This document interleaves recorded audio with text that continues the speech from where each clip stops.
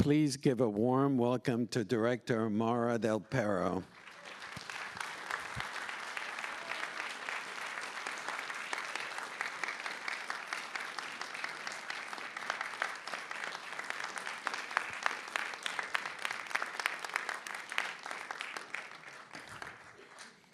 Welcome, Maura. Right at the bat, I want to ask you, thank you for being here. I want to ask you about the cinematography. It's just beautiful, but it feels oppressive to the characters, counter to their dreams and aspirations. Hello, everyone. Thank you for being here. Thank you. I'm really happy you could watch it on a big screen. Dolby Vision. Yeah, it was, I mean, all the decision, narrative, aesthetic were meant to have an immersive experience in a theater. And photography was meant to be not a nice postcard that could have been with these beautiful mountains, but really this bigger nature, this bigger than human beings, like nature in this like romantic periods conception of nature and being stronger and bigger than a human being. No, so one of the first references I passed to the DOP, Michael Krichmann, was this romantic painting by Friedrich Courbet of the little man in front of an enormous nature that is kind of indifferent. It's kind of nature goes forward and the human being just struggles in her or his struggle to stay at the world, but it's not like a gentle nature, like a little mother, you know. So the idea was to really have this big but difficult landscapes. It's a beautiful but harsh nature, and she even can kill you. I mean, you need to find a way to survive, to find a way. It's not just there as a backdrop. It's actually the environment around is essential to the story. Yeah, and it also kind of decided the tone and the rhythm of the film. I mean, you begin this film entering another time and another space and a time tunnel. It takes you time to go to the school through the snow. Mm-hmm. So of course it's not a contemporary city world in which we do everything very quick and easy. It's like the difficulty in every single gesture. From the very morning on. Your camera and Mikhail Kirschman, one of my favorite cinematographers, he did Leviathan and other amazing films, Russian films. The camera remains still, and then there is a painterly quality, and also in the interiors, it feels theatrical. Can you tell us about your approach for the camera work? Yeah, it was. I mean, to me, the film had to be very realistic and very near to life. So a lot of narrative decisions were taken by this idea of really being as possible as near to life. But then aesthetically, I told him it's not a documentary camera. It's a representation, and this representation is a painting. So it's true that all the references I passed to him were not cinematography references, they were paintings. Mm-hmm. So I passed to him this romantic painters, Segantini, the Italian painter, the Winter.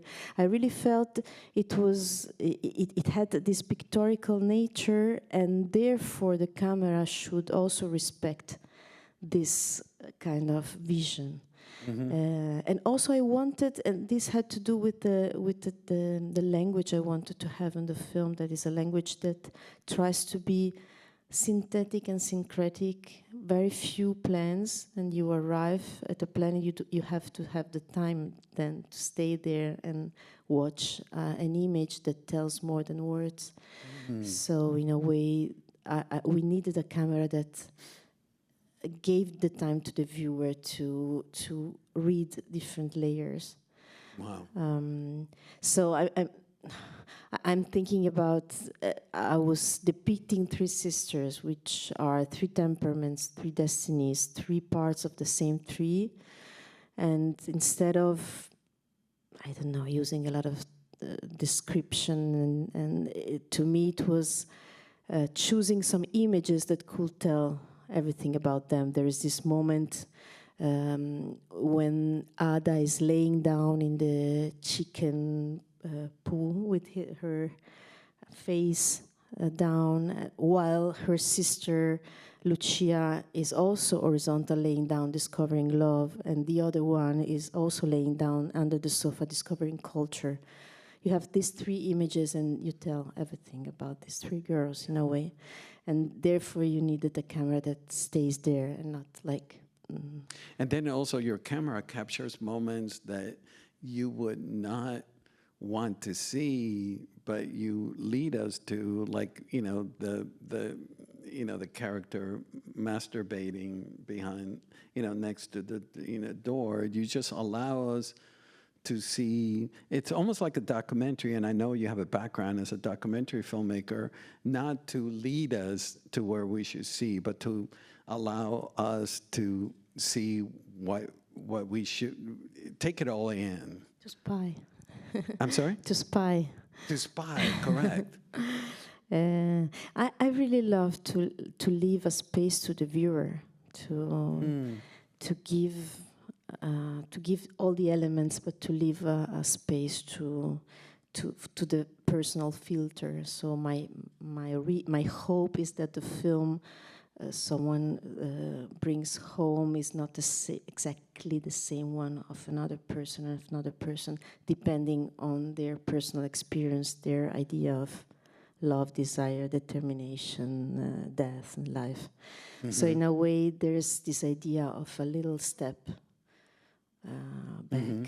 not being too invasive, mm-hmm. trying. And I have to say that, yes, I think my documentary background has taught me to stay a little distance, mm-hmm. like not, because when you do documentary about people, this thing of the distance is something that you deal with a lot, also right. in an ethical way. So, and I always thought that one step back is better than.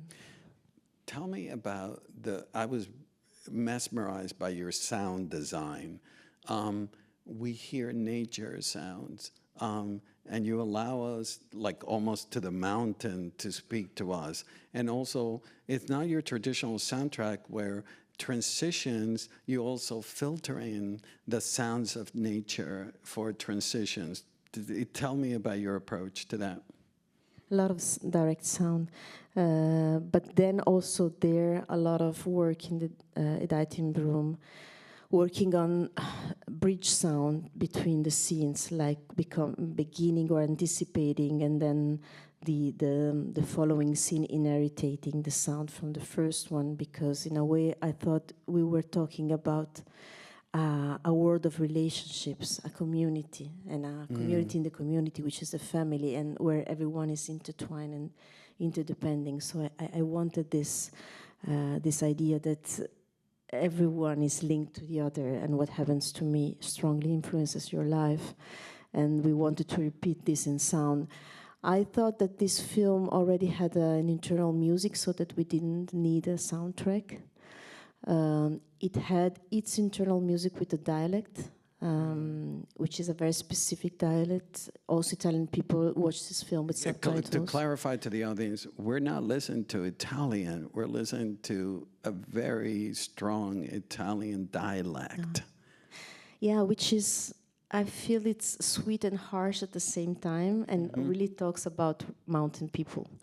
So in a way, even for people who don't know Italian and could think that's Italian, I think that subliminally and indirectly you feel there's something in their way of speaking that talks about their being mountain people. Mm-hmm.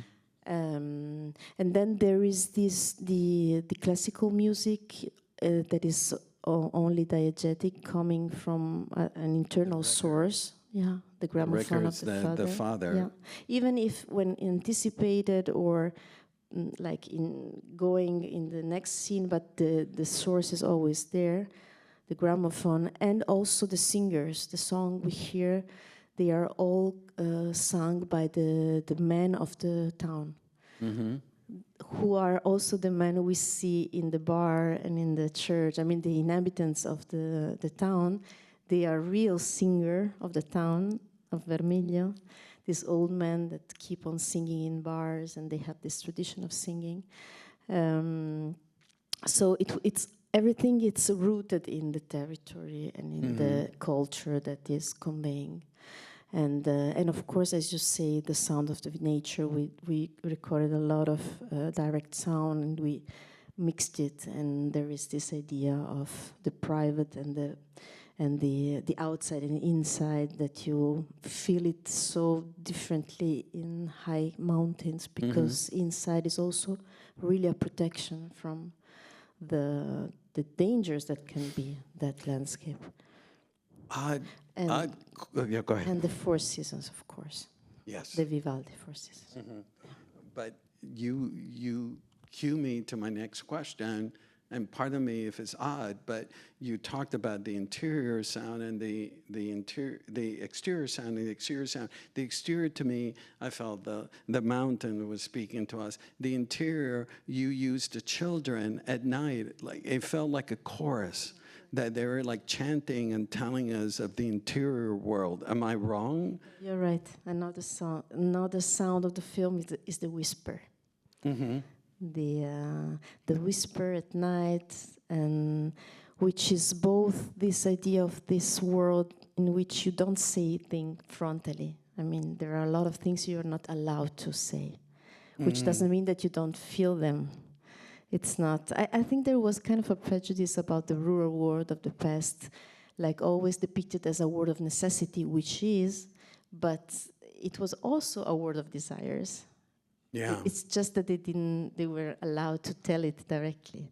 So the idea was to going also beneath and under the sheets and listen to their comments. And it was also for me, as you say, the way I preferred to lead the information, to have this Greek chorus commenting the world of the adults with the point of view of children and teenagers, who are, to me, very interesting, because they keep on saying things in a very straight way, very irreverent and sweet at the same time. They say the things we feel, but when we become adult, we begin not to say things.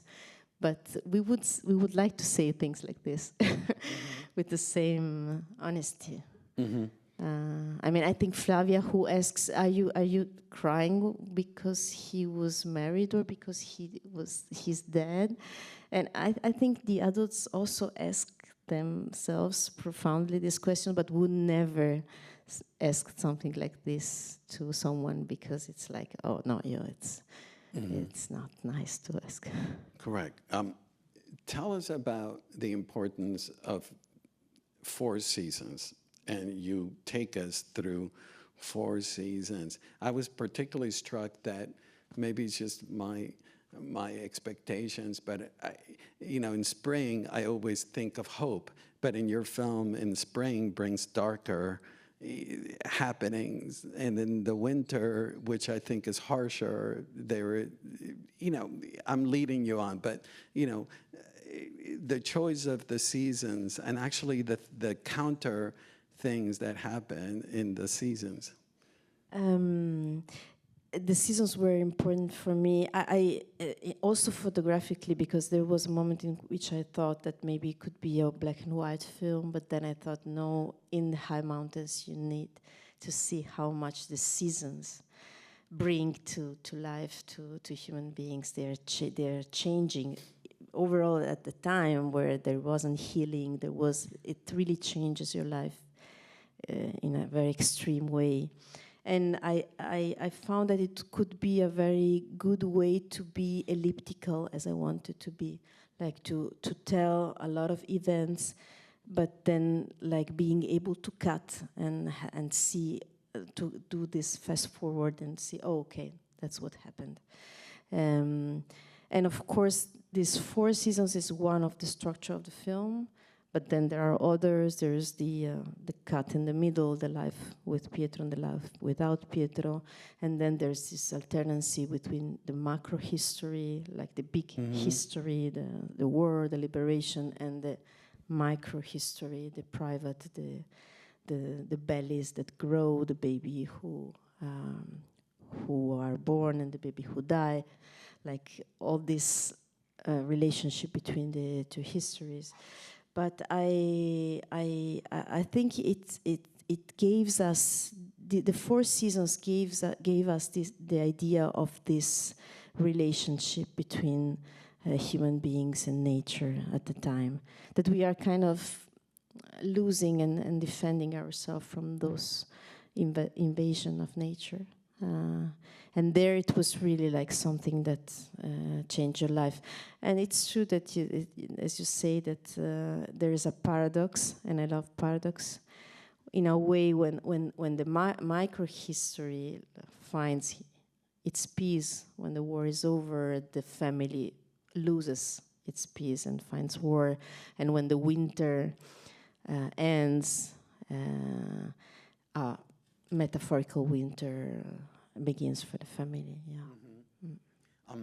You brought it up, the micro-history versus the macro and micro-history. When I introduced the film, I mentioned that, extraordinary change can happen in the most ordinary of places. And, tell us, expand on that idea, which I found so, I was blown away by it, very emotional about the fact that we experience this incredible big change in this macro world that you give us. Yeah, there are a lot of things about this. I think I'm very interested in some extraordinary lives of ordinary people. And I love the way ordinary people go through these events with kind of sobriety. Sobriety. Yeah, that comes from their ordinary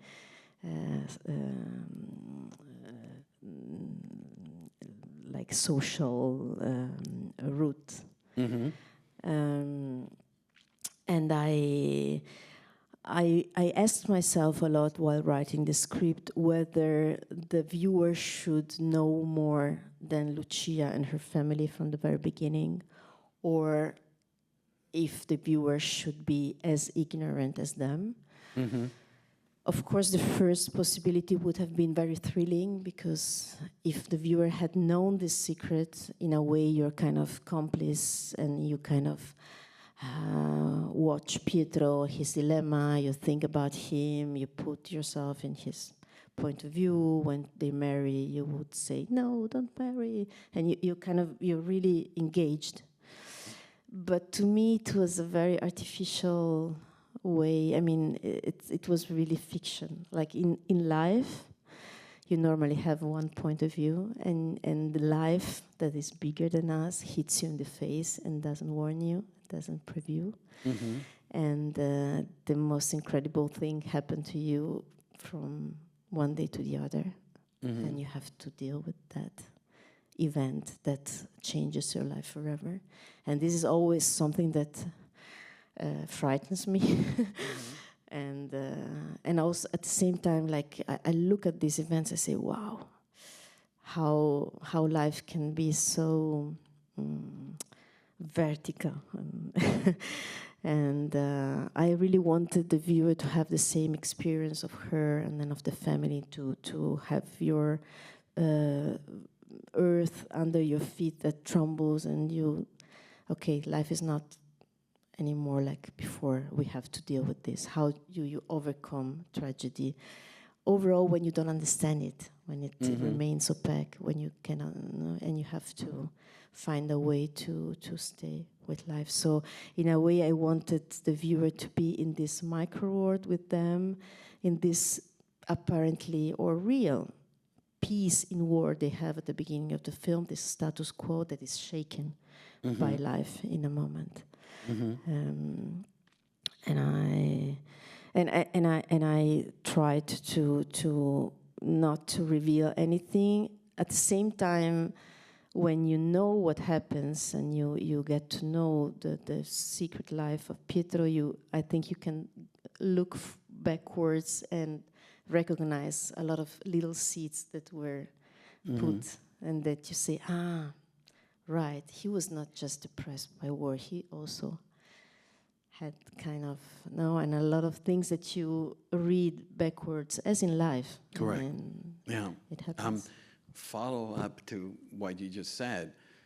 I'm curious about your take on the fact that we see Lucia's mother losing a child, and the way you portray that, and then after Lucia has a child, and the way it transforms her, having the child becomes a form of emancipation, a form of empowerment for her. It liberates her to have this child. Can you tell us about that contrast between the two? Birth will be the wrong word. One, the loss of the child, and the other one, having the child. I have been dealing with maternity in the last 3 films, Yes. these 2 fictions and the last documentary, without deciding it. It came out, and I understood it comes out of my childhood and of my mother's maternity. That was a complex one. As a lot of maternities in that generation, that was a generation of mothers who had to already work as men, but they were expected to be the perfect mother. Yeah. And this provoked a lot of loneliness. I think I absorbed a lot the loneliness of my mother.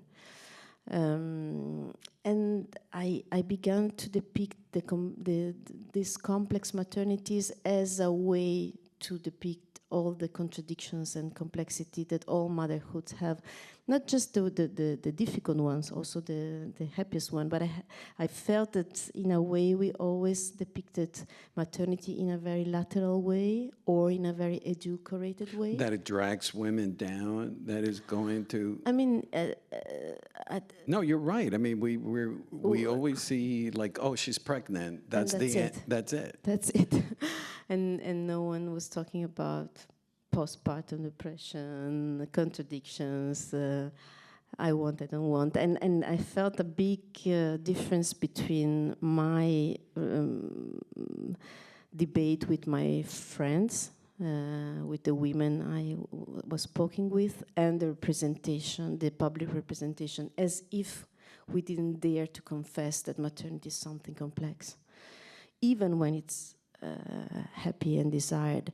So in a way, it's true that in a way you have, in the case of Lucia, there's a first rejection because the baby is the baby of a lie.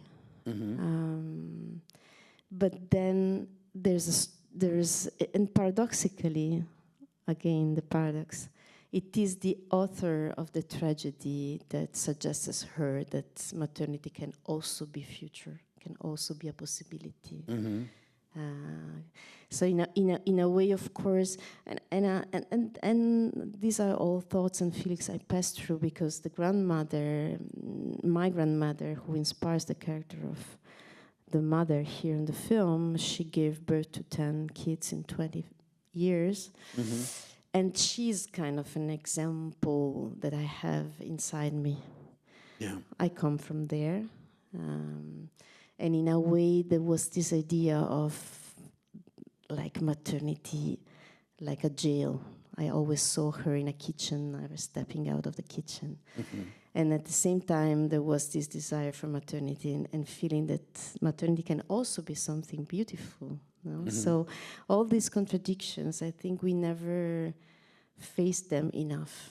It's just like advertisement commercials with beautiful blonde babies and happy mothers, but it's much more complex, and it's such an incredible event, and we are here through maternity that I think it's interesting to go deeply into this.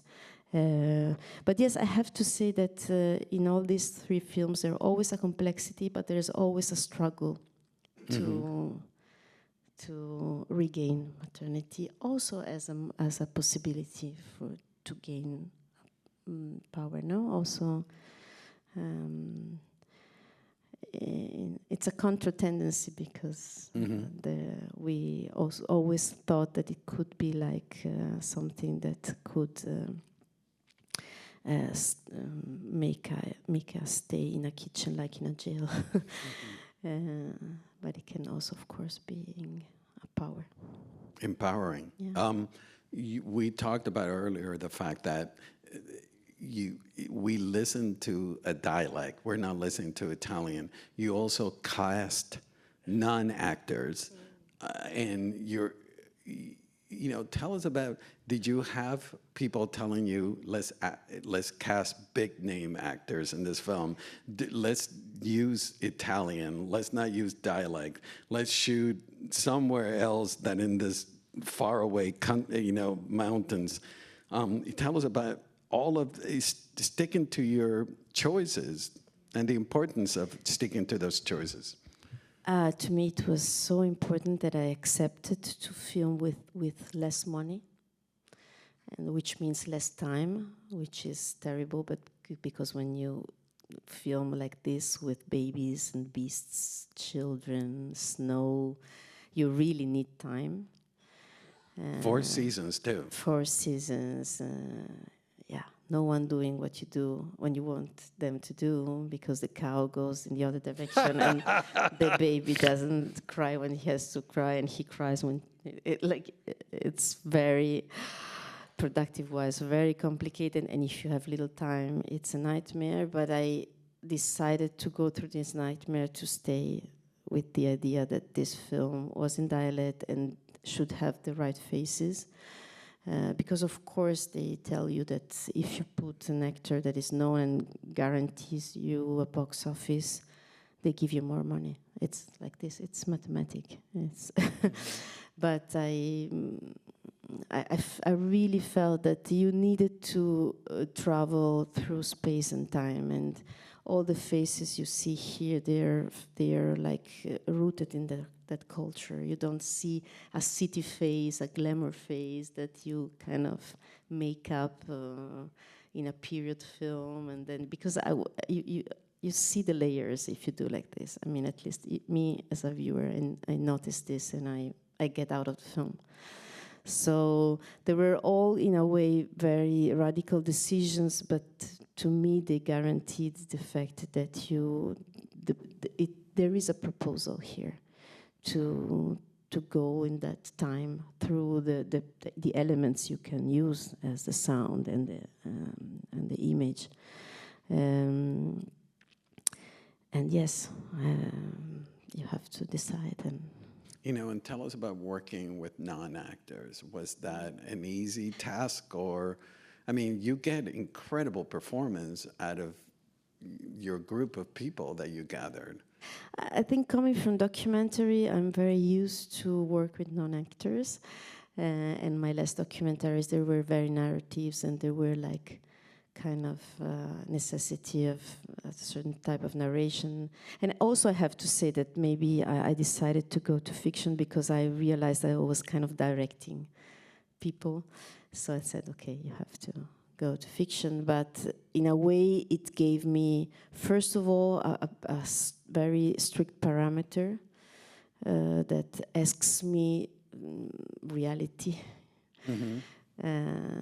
So it's kind of like an internal alarm that when I see that it's not true, that it's fictional, it says, pay attention, pay attention.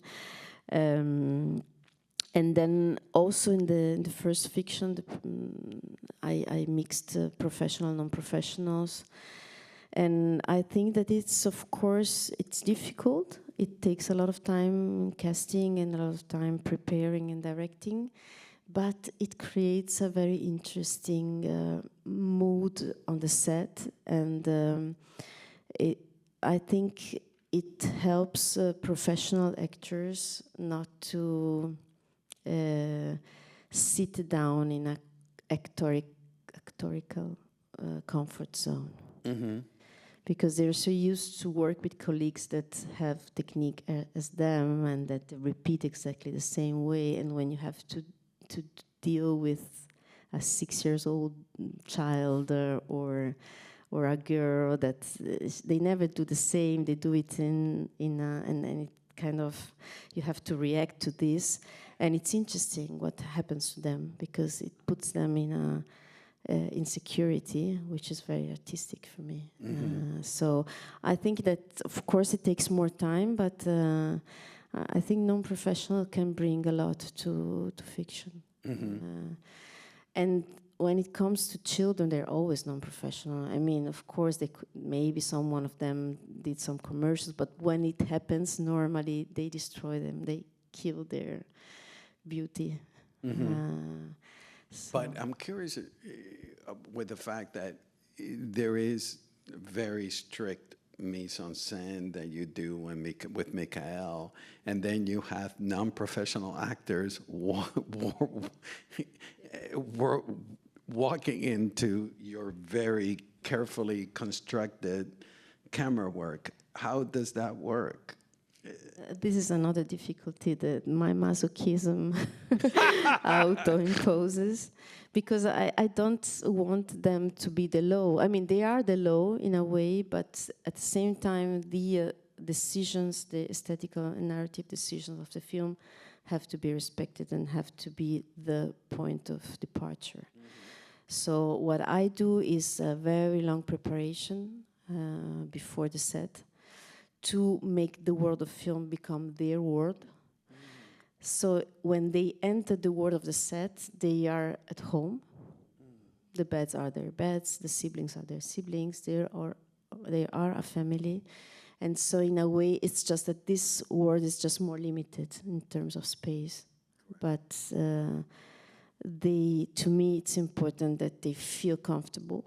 And when you do this, then you don't, it's not a problem anymore that they have to stay in a certain position, because they're really in the world that they know that it's their own world. And also overall with children, in a way, it's nice because they love to repeat differently from us adults. I mentioned to you how impactful for me the film was, the fact that my mom's sacrifices led to me being here next to you, and also the fact that extraordinary change is able to happen in the most ordinary circumstances. What are your wishes for the takeaways for the audience on your film? I really hope, I basically hope that you entered another space and time, and this space and time moves and puts some questions and reflections and moves internal feelings. I never want a message, or I never give answers. I like to put questions. I think it was interesting to have this film in this recent past, because I think it's a past, but it still tells us things. It's not this exotic past that you say, oh, look how they used to live, but it doesn't touch you because it's so far away. Yeah. It's still our yesterday. It's still our grandmothers and grandfathers, and we still come from there. And I think, for example, for the Italian society, it's interesting to remember that we were a country of immigration. Yeah. Now we are a country of immigration, and it seems like we are kind of the rich world, but we had to emigrate, and we came here, and we didn't have anything to eat, and this happened yesterday. But in a way, the society like kind of makes you forget a lot of things.